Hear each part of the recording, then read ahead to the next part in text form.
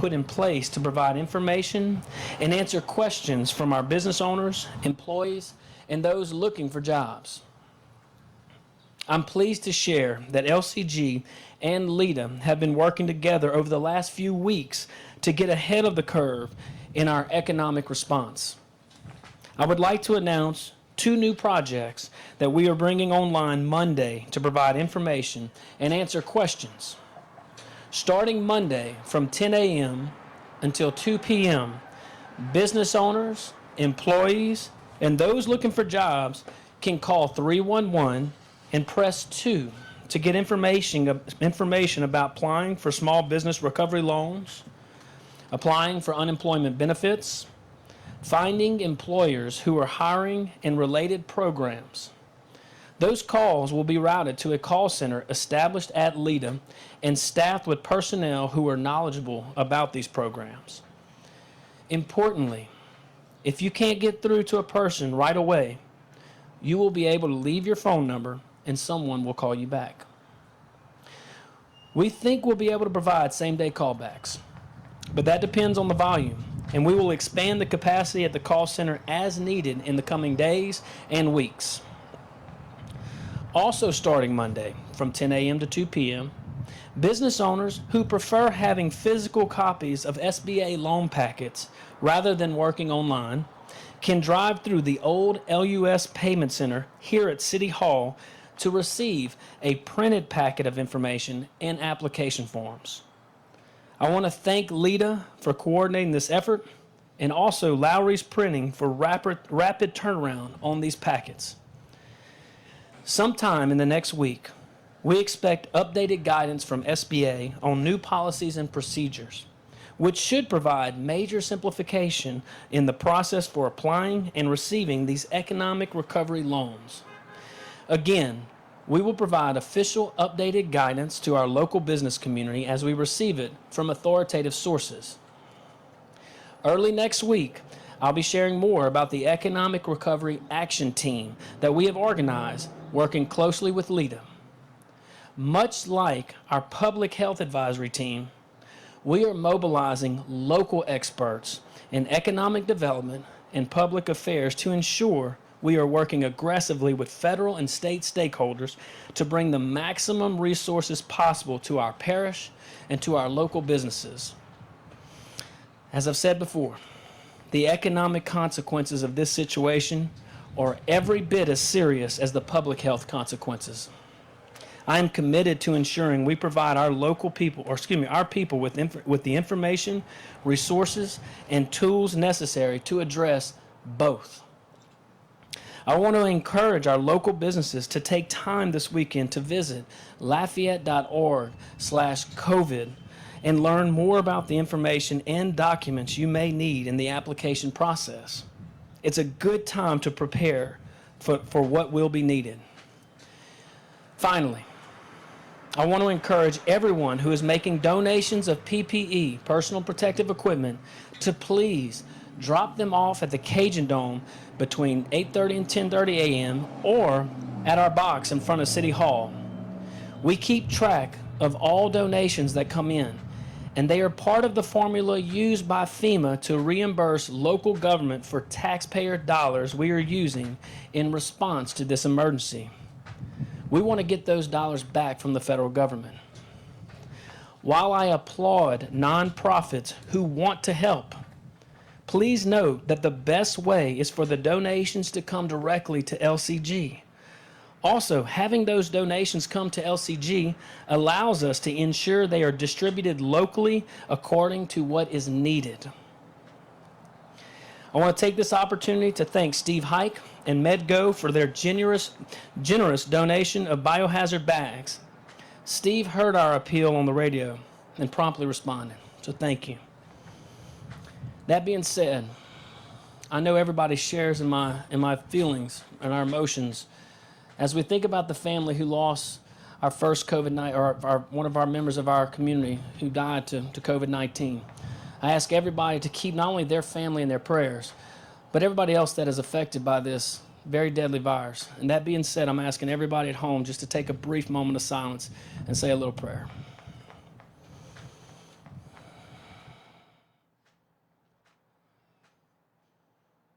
Thank you. That being said, I have time for a few questions.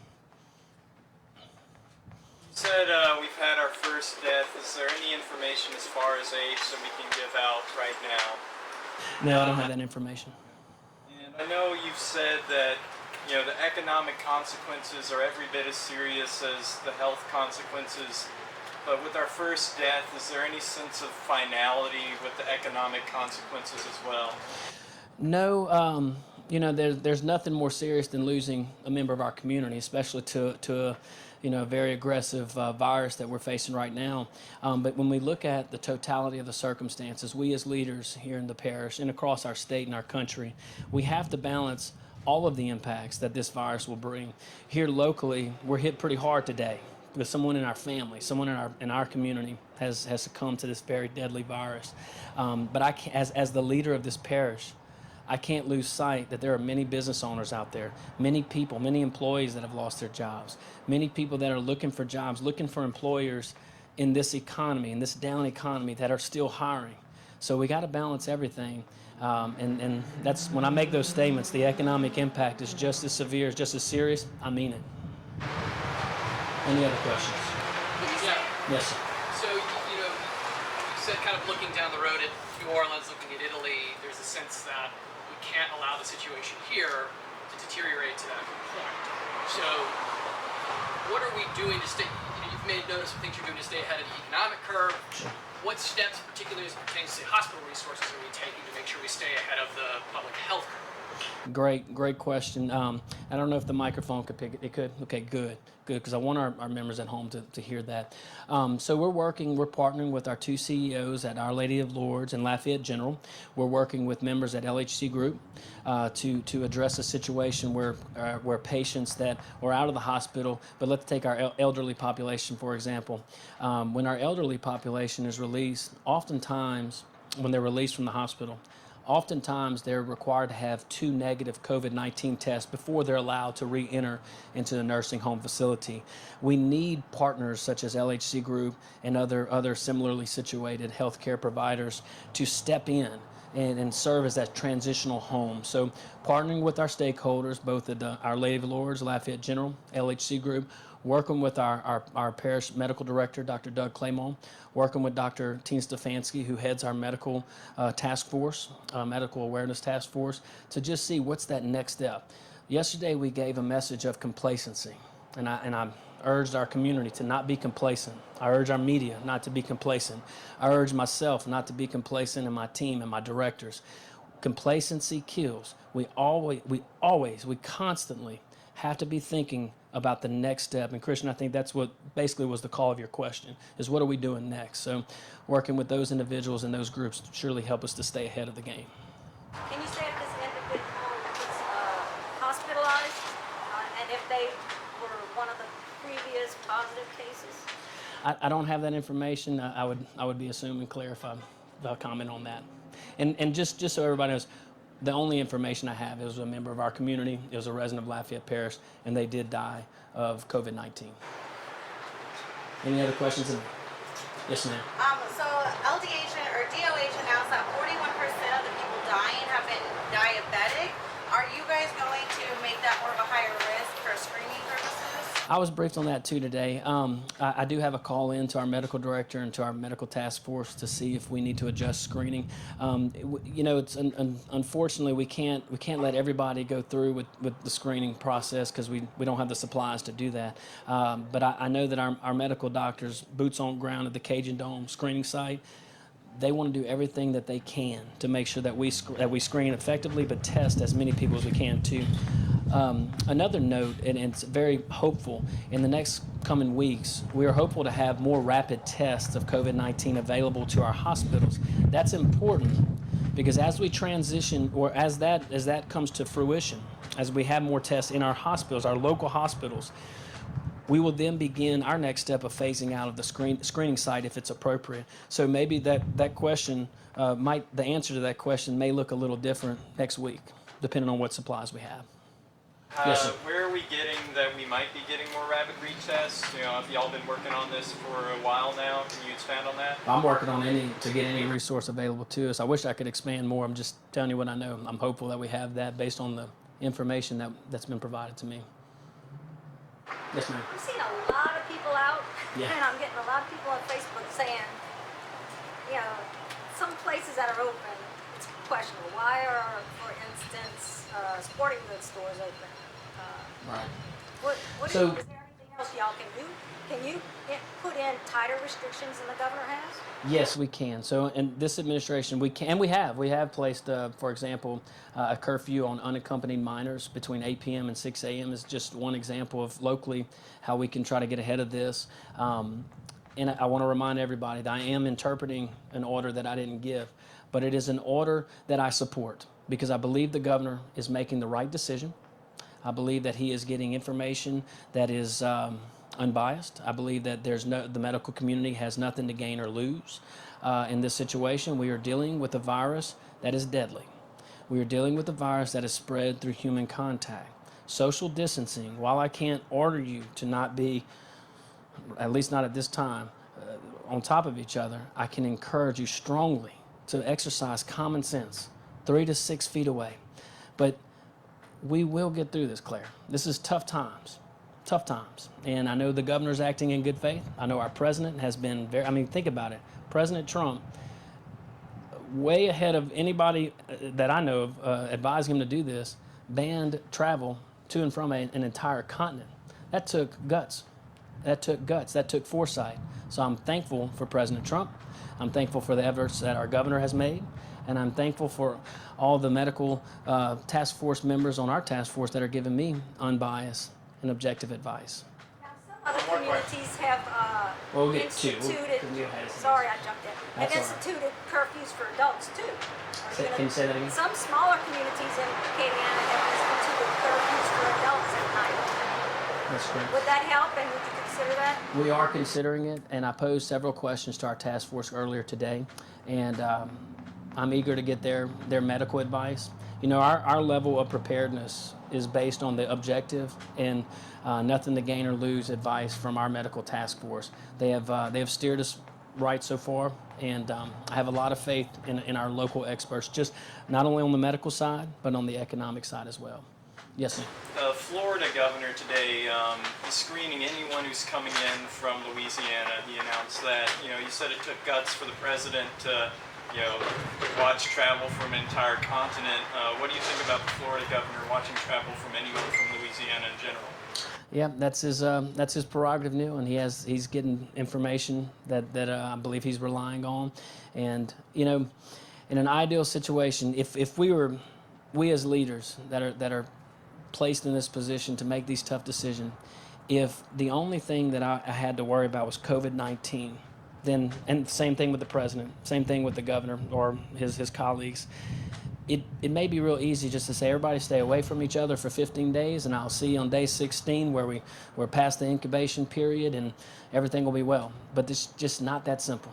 We got to balance everything. We got to balance the totality of the circumstances. We have economic impacts. We have quality of life. We have mental health, behavioral health, and of course the direct medical consequences of this virus. But if I know anything from Acadiana and Lafayette Parish in the great state of Louisiana, is we will get through this.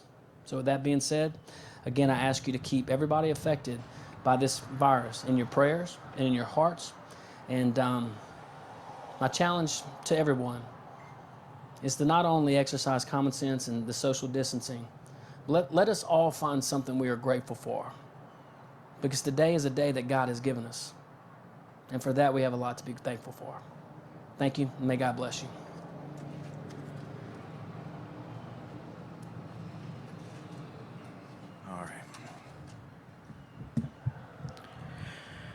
All right, yesterday we had a Spanish interpreter for our Spanish-speaking community, but beginning today and continuing forward, Telemundo will produce a Spanish version of our press briefings.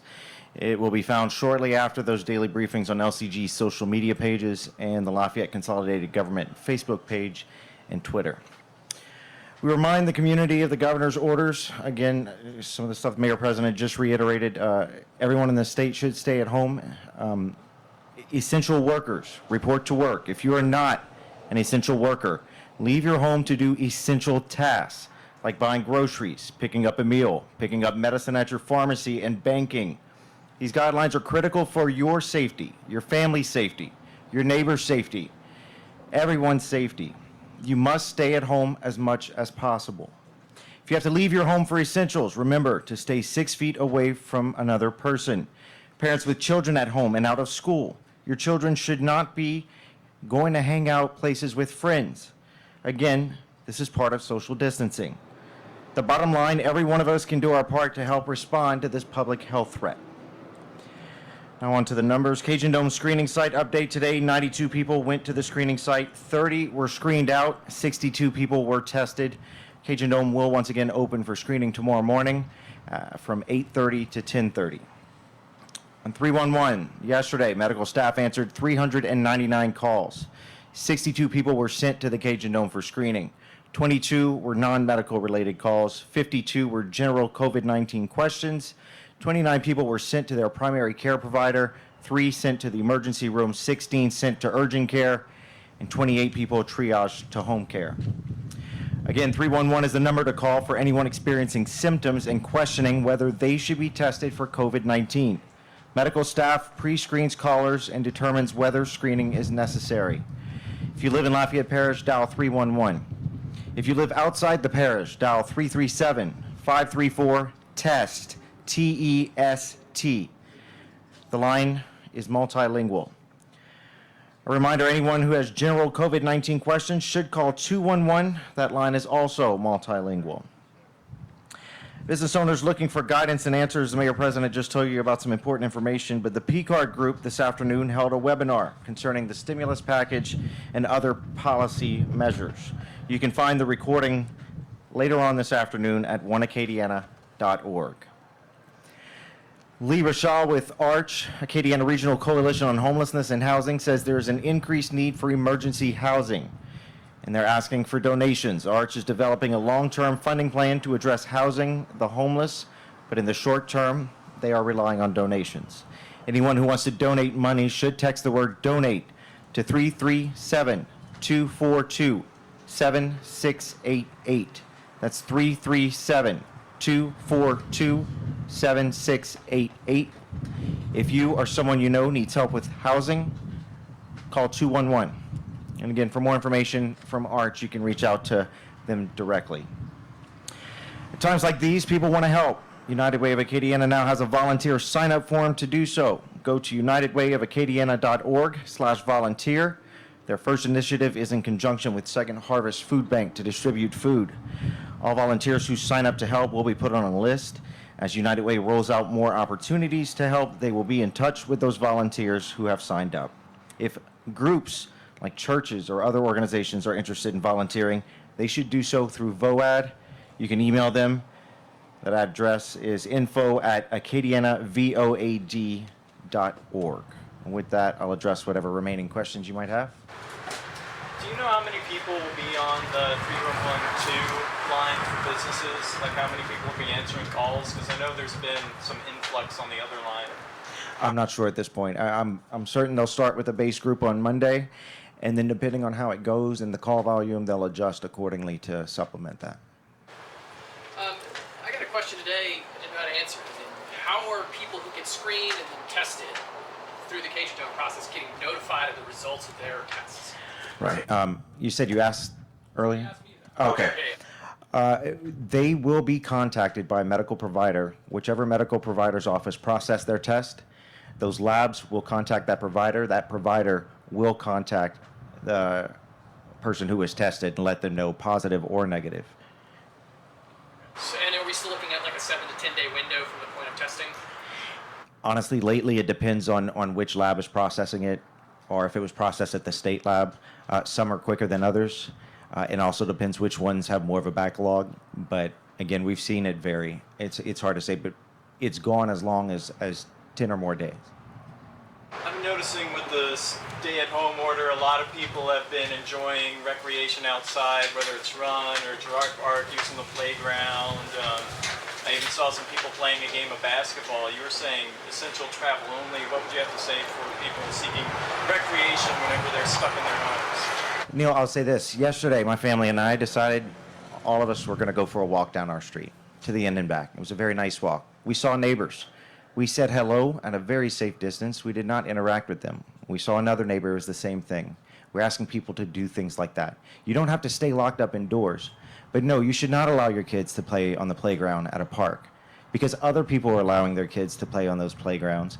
And I guarantee you they're probably not going and disinfecting after each kid plays. And that's the only way that it will be safe. Basketball, strongly discouraged.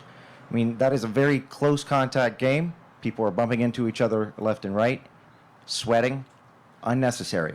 We encourage you not to do that. If you are going to be outdoors, do it safely, do it in wide open areas, but do it according to what you're able to do. If you want to take a walk around your block, that's great. If someone else is walking towards you, move to the other side, or maybe they'll move to the other side. What do you? So we're seeing all these people out and about.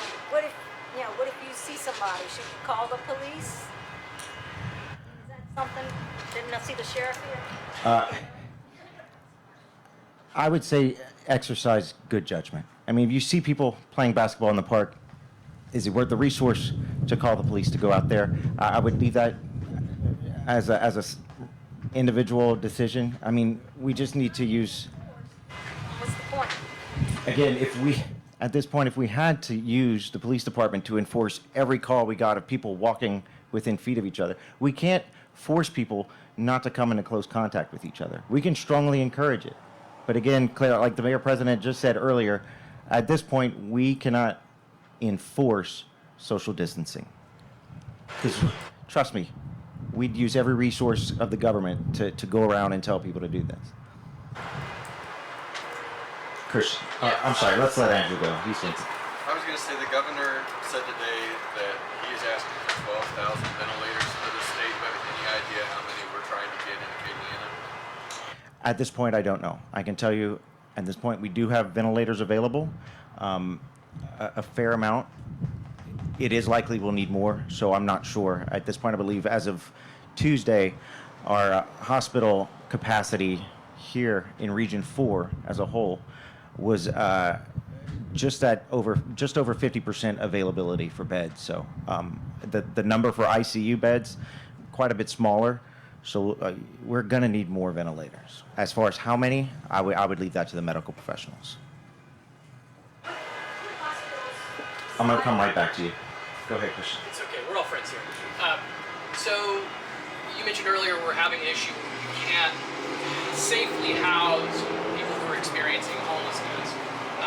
And right, Arch comes out and they say they want donations to help put people up in hotels. We have seen situations where municipal governments, I think New Orleans tried this, right? They worked with an unused hotel to try and put them up. I mean, is LCG contemplating an option like that? I mean, contracting potentially or using public resources to actually house these people in a way that's safe? We're looking at all options, but right now our nonprofit partners are really spearheading that fight, and they are very well suited to do so, and they do have resources, including the religious community, to help them do that. But again, LCG is looking at all options at this point. Would that include potentially diverting funds to do it? Because one thing they clearly don't have is money. Right, which is why we are relying strongly on our nonprofit partners to help us with this effort.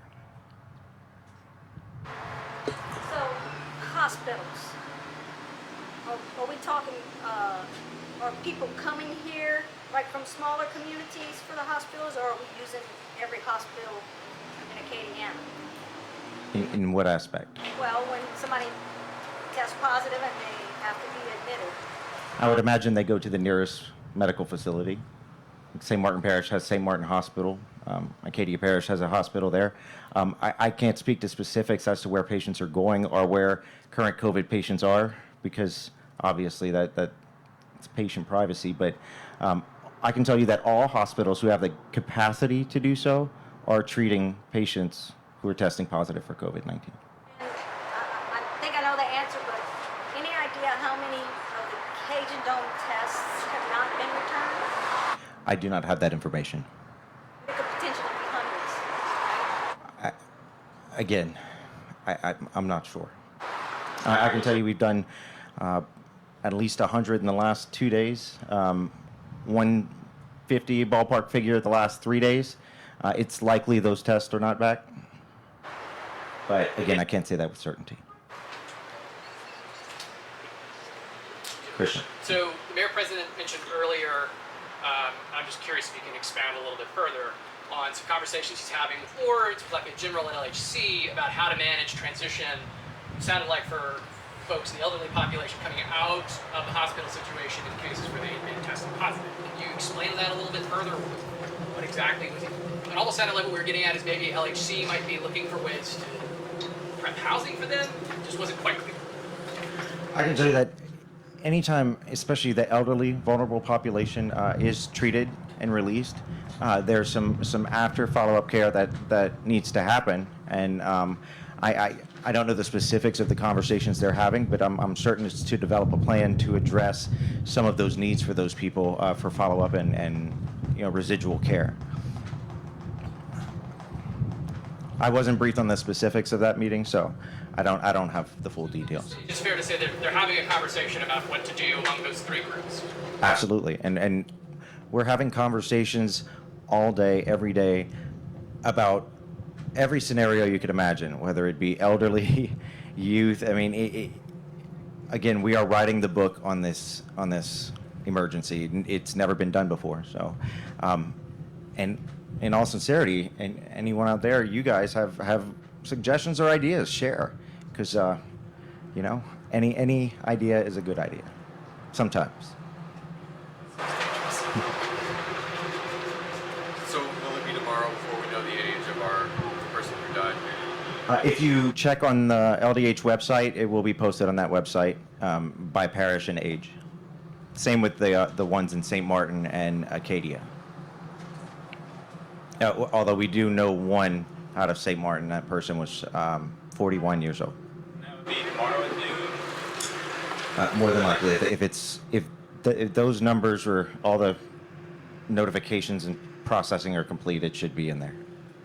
I checked today; they were not. So, and again, we learned of the Lafayette Parish death after those numbers were posted.